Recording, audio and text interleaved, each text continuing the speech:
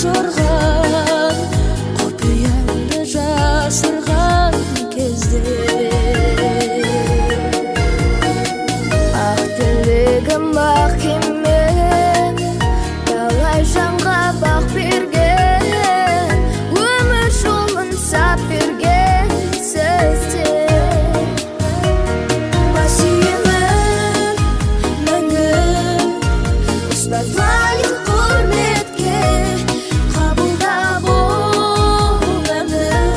шәкіртіңнің алғысы деп айтқан жүрекпен еңбегің сенің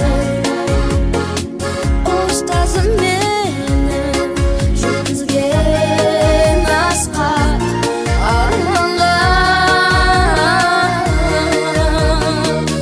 мейіріммен берген білімін сыйлаған жан жүрек жуып